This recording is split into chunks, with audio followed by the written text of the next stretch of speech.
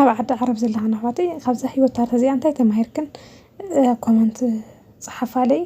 ሰበይቲ እመና በቃ ሰብ ክንጭራሽ ኣይትእመና ሰበይቲ እመና ክንላዕለ ሰበይቲ እመና ነፍስክን ጥራሕ እመና ገንዘብ ክንን ዕድሜ ክንን ሂወት ክንን ሰብ ክፃወተልክን ክቅልደልክን ኣይትፍቀዳሉ በቃ ስለምንታይ በቃ ስለምንታይ ማዕርፎ ልዕሊ ክንዳኸን ንምንታይ ሰብ ተኣምና ሰላም ናይ ተከታተልቲ ደል ዘለኹሞ ሰላምኩም ብዝተረፍ ይረለይ ከምቲ ናይ ወተ ቪድዮ ናብ ዩቲዩብ ቻናል ተኣትፈለኹም ላይክ ሼር ኮሜንት ሳብስክራይብ ብምግባር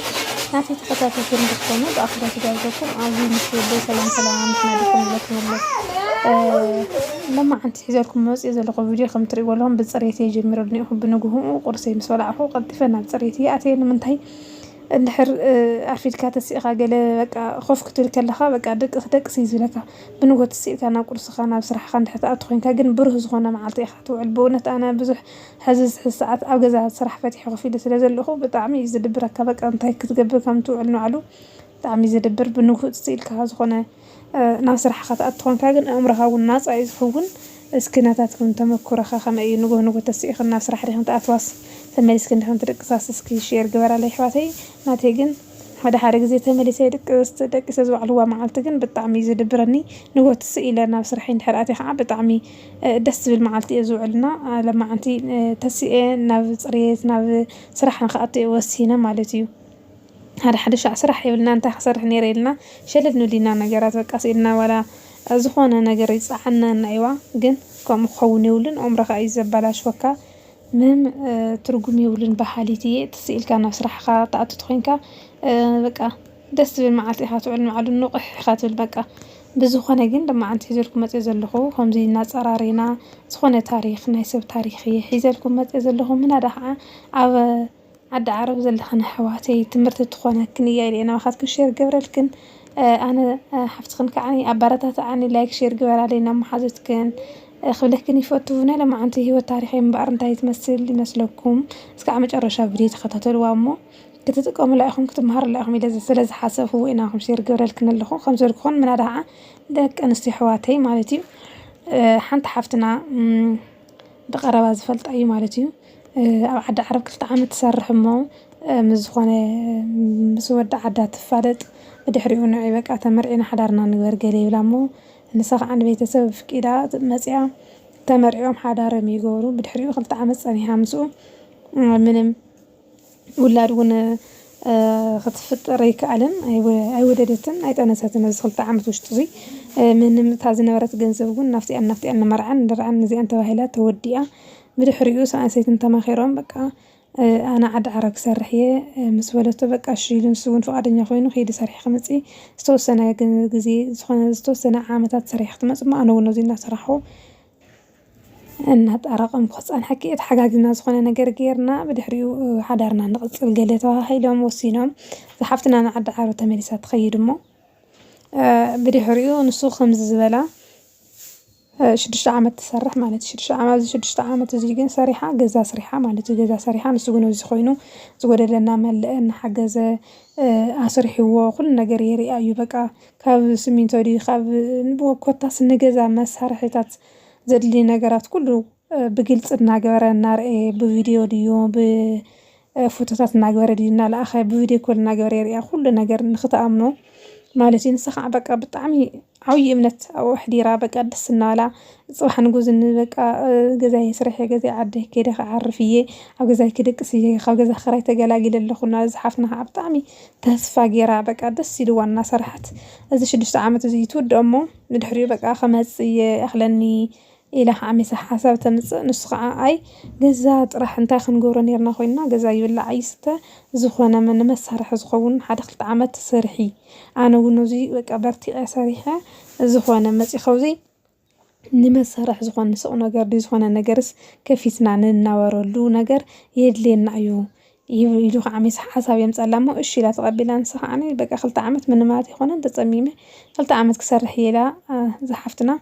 خلت عامة توسخ مالتي خلت عامة وسيخة جن بدحريو مجرشو تسمع عميهم بقى خاطي لاتو الشي ولامون الساعة عن زم زنورتهم سف جزا ክኸደሊ እየት ብሎም ማለት እዩ ንዞም ዝሰርሐሎም ዝነበረት በቃ እሺ ሓበሻ ኣምፂና ክስካዕተ ለማምድያ 2 ወርሒ ዲ 1 ወርሒ ለማምድያ ሞ ብድሕሪኡ ትኸዲ ኢሎም ንሶም ፈቃደኛ ኮይኖምላ ድሕሪኡ እታ ትመፅእ ሓበሻ ያው ብሓደ እየን ዝበልዓ ብሓደ እየን ዝሰትያ ብሓደ እየን ዝድቅሳ መቸስ ትፈልጦ ኢኽን ኣብ ዓዲ ዓረብ ዝሰርሓ ኣሕዋተይ ብሰራሕተኛ ብከመይ ከም ዝንበር እንታይ ዓይነት ኮንታክት ከም ዘሎ ብደንቢ ጌርክን ትፈልጦ ኢኽን ኩሉ ነገረን ሼር እናተባሃላ ሓሳበን በቃ ኣጋጣሚ ንሳ እውን እዛ ዝመፀት ሓፍትና እውን ኣፍቃሪ ነይርዋ ድሕሪ ኣፍቃሪ ከም ዘለኒ ኮረ ገለ ኢልካ ትዘራረብ ኢኻ መቸስ ደቂ ኣንስትዮ ክንኮን ከለና ንሓው ነገር ይብልና ኩሉ ነገርና ኢና ንዘራረብ ብዙሕ ነገር ሼር ትገብራ እሞ ብድሕሪኡ ዝኾነ ምሸት ኣብ ምድቃሳን ኣትየን እስኪ ኣፍቃሪኺ ኣላሊኒ ፋልጥኒ ገለ ትብላ እሞ ብድሕሪኡ ረእዮ እዚ እዩ እኮ ዝመስል ኢላ ፎቶ ተሪኣ እሞ መን ይኾን እስኪ ገምቱ እንዲ ሰብስ ብምንታይ ኢኻ ወዲ ሰብሲ ናይ ወዲ ሰብ ልምድስ ማለትስ ልብስ መን እዩ እሞ ሰብ እንዲ ዘይፈልጣና ኾነ ውሽጡ ገሊፁ ሰብ ዘየሪኣና ኾነ ሓደ ፈጣሪ ኣምላኽ ጥራሕ እዩ ናይ ወዲ ሰብ ልቢ ዝርኢ እንታይ ዝሓስብ እንታይ ዝገብር እንታይ ይሰርሕ በቃ ሓደ ኣምላኽ ጥራሕ ዝሓስብ ዝርኢ እምበር ሰብስ ብምንታይ